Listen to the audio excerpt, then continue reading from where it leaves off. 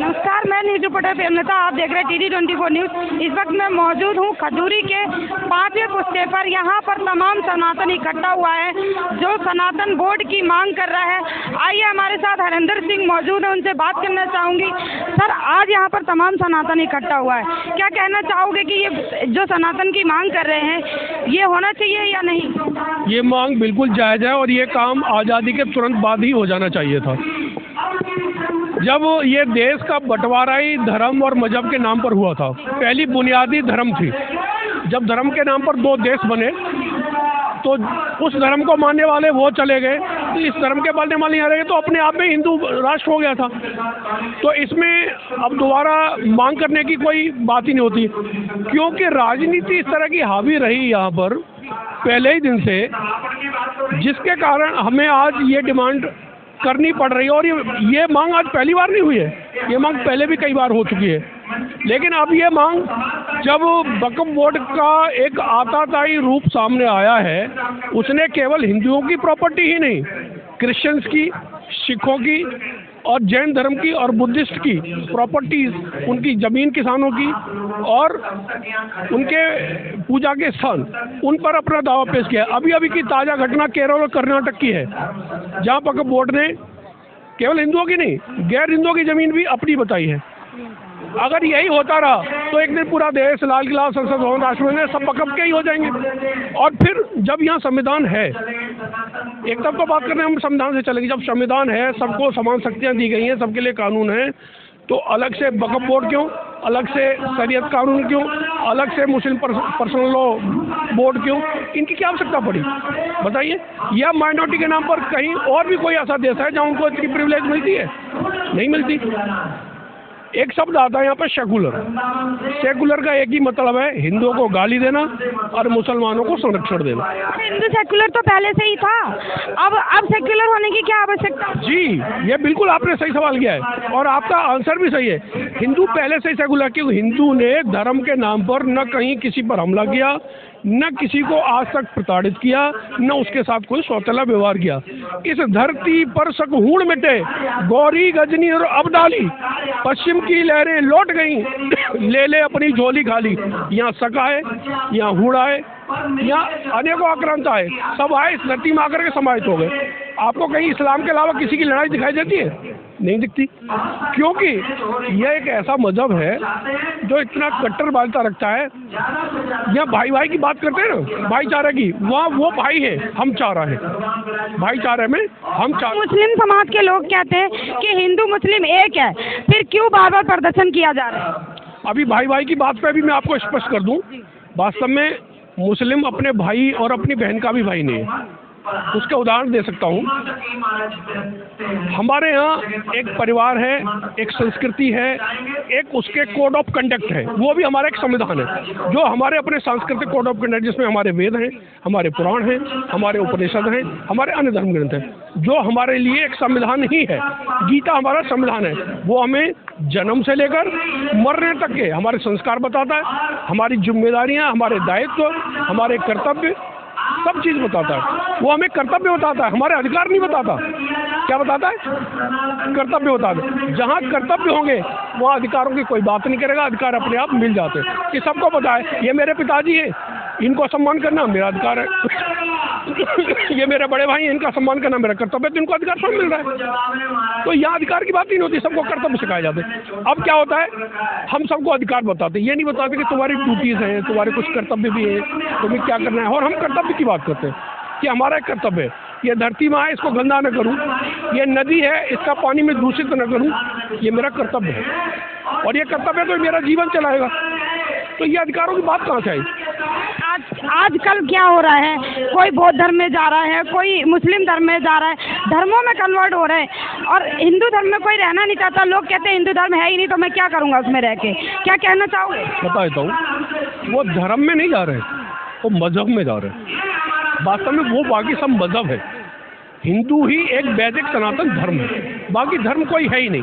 आप मानिए 2000 पहले ये आया ईसाई, ठीक है, 1500 वर्ष पहले इस्लाम आया, उससे पहले कौन सा धर्म था? कोई धर्म था? एक ही धर्म था। जब से सृष्टि का निर्माण हुआ, जब से भूमंडल है, ये पृथ्वी है, ये मनुष्य है, तब से यहाँ एक धर्म है, सनातन वैदिक धर्म, जिसको किसी ने भी नहीं बनाया। बट बौद्ध का कहना है कि बौद्ध धर्म पहले से ही था, हिंदू धर्म तो बाद में ही बना दिया गया। क्या गौतम बुद्ध से पहले था? गौतम बुद्ध किस धर्म के थे वो बता पाएंगे? और गौतम बुद्ध तो स्वयं सनातनी थे और उन्होंने तो किसी धर्म की स्थापना ही नहीं की। उन्होंने अपने कुछ सिद्धांत दिए थे, क्या हिंसा मत करो, ठीक है, दूसरों को प्रताड़ित मत करो, सत्य बोलो, सत्य के रास्ते पर चलो, ये तो सब हर एक धर्म बताता है। प्राणी मात्र पर दया करो, दया धर्म का मूल है और पाप मूल अभिमान। जिस धर्म के अंदर दया नहीं है वो धर्म हो सकता है? जहाँ एक पर्व के नाम पर लाखों पशुओं, निर्जीव पशुओं की कत्ल कर दिया जाता है, वो धर्म है? बताइए। गाय को माता कहते हैं, फिर उसको काट कर खाते हैं, क्या कहना चाहोगे? वही तो कह रहा हूँ, फिर कहाँ धर्म है? वो तो मजहब है। कोई एक व्यक्ति आया, उसने अपने को प्रचारित किया और कह दिया भाई ये इस्लाम है। मोहम्मद साहब आए, उन्होंने कहा मैं खुदा का पैगंबर हूँ, पहला हूँ और आखिरी हूँ, न कोई पहले आया न आगे आएगा। ऐसा कोई होता है? हमारा धर्म है, हमारे यहाँ अवतार होते हैं, भगवान प्रकट होते हैं, किसी माँ के उधर से नहीं आते, वो प्रकट होते हैं, वो अपनी लीलाएं करके दिखाते हैं कि मनुष्य को आगे आने वाले समय पर अपना जीवन कैसे चलाना है, उसको कैसे रहना है। तब जाकर के सृष्टि और ये सब व्यवस्थाएं तो बनाई है मानव जीवन की, तब स्थापित हो पाएंगी। योगी जी का नारा है बटोगे तो कटोगे, उसके बारे में क्या कहना आपका? बता दूँ, उनका नारा कोई आज का नहीं है, सनातन नारा है। घर में भी कहते हैं हमारे माँ बाप, पांचों भाई, 5 है, 4 है, ऐसे रहोगे तो आपको कोई कुछ नहीं कहेगा और ऐसे रहोगे तो आपको कोई भी तोड़ देगा। तो सही कहते हैं, संगठित रहो, सभी संगठित रहो। उन्हें किसी का नाम तो नहीं कहा हिंदू एक रहो या मुसलमान एक रहो, उन्होंने कहा संगठित रहो, बटोगे तो कटोगे। बताइए, किसी का नाम लिया है? तो सही कह रहे हैं, प्यार से रहो, मिल के रहो, संगठित रहो, बुराई क्या है उसमें? कभी मुस्लिम जूस में पेशाब मिला के पिला रहे हैं, कभी थूक मिला रहे हैं, क्या कहना चाहोगे? अभी ये विषय उठा था, कावड़ जब यात्रा हो रही थी तो उसको उत्तर प्रदेश सरकार की तरफ से एक आदेश जारी किया गया था कि सबको अपनी पहचान बतानी पड़ेगी। ये जो हमारा FSSAI का जो कानून है, जो फूड इंडस्ट्री का, वो खुद भी कहता है कि हमें वहाँ अपनी पहचान बतानी पड़ेगी। जो भी इंडस्ट्री लाइसेंस से चलती है वहाँ अपनी पहचान दिखाना, ये उसका पहला काम है कि वहाँ आपको अपनी पहचान प्रदर्शित करनी है कि इस काम को कौन व्यक्ति कर रहा है। फिर आपको बुराई क्या है? वो आपकी जाति तो नहीं पूछी, आपका नाम पूछा, बताइए, लिखिए मैं कौन हूँ, यहाँ काम करने वाले कौन है। एक पवित्र चीज़ है, भोजन है, भोजन पवित्र होता है, तो उसमें कोई थूक रहा है, कोई उसमें पेशाब कर रहा है, कोई कुछ और कर रहा है। जब हम क्या कहते हैं कि मक्खी भी बैठ गई तो अपवित्र हो गया है। अगर ऐसा कोई किसी को खिला रहा है, हमारे घर में हमें सिखाया जाता है कि अपना झूठा किसी को नहीं खिलाना, ठीक है।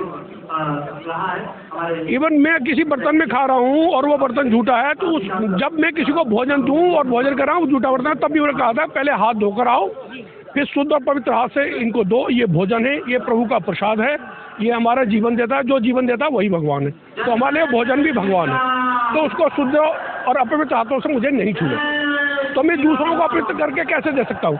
उन्होंने एक शब्द दे दिया, हम उसको हलाल कर रहे हैं। भाई तुम्हारे लिए हलाल है, तुम थूको, मुँह तो कुछ भी करो, खाइए, लेकिन दूसरे को तो मत करिए। सर, आप कहते हो कि सनातन हिंदू धर्म एक है, पर आज जो हो रहा है हमारे देश में, कोई किसी कास्ट, अगर अपर कास्ट के लोग हैं तो नीचे कास्ट के जो लोग हैं उनको परेशान कर रहे, पीड़ित कर रहे, उसके बारे में क्या कहना आप? ये आपका सवाल बिल्कुल ठीक है। ये गिरावट जब हम गुलाम हुए, ये गिरावट उसी समय आई, उससे पहले आपने नहीं सुना होगा। हम सुनते हैं राम का एक आदर्श था, उन्होंने सबरी के झूठे बेर खाए, जंगल में गए मित्रता किससे की? निषाद से। उन्होंने लंका पर चढ़ाई की, कोई राजा नहीं बुलाया अपनी सेना के लिए, वानर, भालू यानी आदिवासी जो लोग थे उनकी एक सेना बनाई और उनके साथ मिलकर उन्होंने लंका पर चढ़ाई कर दी और विजय प्राप्त कर ली। उन्होंने उन गिरजन, वनवासी जन, उनके लिए 14 वर्ष का वनवास स्वीकार किया। वो एक राजा थे, चाहते तो आसपास के अड़ोस पड़ोस के राजाओं को बुला लेते। वो जिस किष्किंधा में रहे वह उनकी नंसार थी, कौशल प्रदेश में, चाहते तो अपनी नंसार से मदद ले लेते, लेकिन नहीं ली। क्यों? क्योंकि उनको उन्हीं गिरिजन और वनवासी बंधुओं के साथ में रहना था, उनकी एकता करनी थी, एक आदर्श स्थापित किया कि एक आदर्श पुरुष कैसा होना चाहिए, इसलिए उनको पुरुषोत्तम कहा गया। राम बन गए तो बन गए, सुना है ना आपने, कुमार विश्वास जी कहते राम बन गए तो बन गए, तो इसीलिए उनको पुरुषोत्तम भी कहा। और मर्यादा पुरुषोत्तम क्या, तो उन्होंने कोई मर्यादा भी नहीं तोड़ी। और एक पुरुष को जो काम करने चाहिए, एक अच्छे पुत्र, एक अच्छे राजा, एक अच्छे पति, एक अच्छे शिष्य और एक अच्छे आदर्श भाई, ये सब बनकर उन्होंने दिखाया। पब्लिक का कहना है जिस राम ने अपनी पत्नी को वनवास में छोड़ दिया हो, 9 महीने की प्रेग्नेंट लेडीज, और वो पुरुषोत्तम कैसे हो सकता है? ये पब्लिक है, सब जानती है, ठीक है। अगर राम ने सीता को वनवास दिया था तो किसकी वजह से दिया था, उसके पीछे कारण क्या था, ये तो आपको पता ही होगा। पब्लिक ने उंगली उठाई थी, हम कैसे विश्वास कर लें इस पर? उंगली किससे उठी थी? पब्लिक से। चाहे एक ही व्यक्ति ने उठाई, उन्होंने कहा मैं राजा हूँ, पति बाद में हूँ, मैं राजा हूँ। अगर मैं राजा नहीं होता अगर मैं राजा नहीं होता, केवल पति होता, तो मैं सीता को कभी जुदा नहीं करता। मैं राजा हूँ, इसलिए मुझे धर्म की मर्यादा का पालन करना है, जिससे प्रजा वही अनुसरण करे जो मुझे ये कराना चाहती है। यथा राजा तथा प्रजा, जैसी प्रजा चाहती है वैसे राजा मिलता है। उन्होंने प्रजा के कारण ही सीता को वनवास दिया था, जिससे कोई व्यक्ति ये नहीं कहा अगर राम राजा थे तो अपनी कलंकित पत्नी को भी रख लिया। अगर ये राजा है तो और कोई ये व्यक्ति होता तो उसको शायद सजा देते। इसलिए उन्होंने अपने भाइयों को कहा, जब वो सीता को वनवास दिया गया, कि आप ये गलत कर रहे, मुझे पता है, मैं जानता हूँ, लेकिन क्योंकि मैं राजा हूँ और ये आवाज़ पब्लिक से उठी है, इसलिए मैं इनको, क्यों वो तो जानते थे जब सीता वनवास में गई थी उन्होंने अग्नि में प्रवाहित कर दिया था, फिर अग्नि परीक्षा से उनको वापस लिया था ना, वो असली सीता नहीं थी। और ये सब हम जो देखते हैं वो कोई पुरुष नहीं थे, कोई व्यक्ति नहीं थे, वो तो भगवान थे। उन्होंने आदर्श प्रकट किए तो लीलाएं करके चले गए, वो तो लीलाएं करने के लिए आए थे। भाई सीता न पैदा हुई थी और न मरी, पृथ्वी से आई, पृथ्वी में चली गई। उसके बाद भी फिर उनको परीक्षा अंत में भी उनको परीक्षा देनी पड़ी। उन्होंने कहा कि मैं कैसे मान लूँ कि आप शुद्ध हो, पवित्र हो, ये बच्चे मेरे हैं, या तुम ही वो सीता हो। तो उन्होंने कहा धरती माँ, अगर मेरा वचन सत्य है तो आपने मुझे पैदा किया तो आप मुझे स्थान दीजिए, अपनी गोद में ले जाइए। तो लेकिन वही पब्लिक फिर रोई बाद में, हमने सीता के साथ में अत्याचार किया। तो आपने देखा अभी हरिंदर जी का कहना है कि पुरुषोत्तम राम को क्यों कहते हैं, जिन्होंने अपनी पत्नी को वनवास में छोड़ा था। लोगों का क्वेश्चन होता है कि उन्होंने अपनी पत्नी को वनवास में छोड़ दिया, वो पुरुषोत्तम कैसे हो सकता है। तो हरिंदर जी ने जो अपना एक आंसर दिया कि पुरुषोत्तम उनको इसीलिए कहा गया है कि उन्होंने अपने मर्यादा में रह करके काम किया है, इसीलिए उनको पुरुषोत्तम कहा जाता है। इसी के साथ मैं न्यूज़ रिपोर्टर प्रेमलता, आप देख रहे TD24 न्यूज़। धन्यवाद।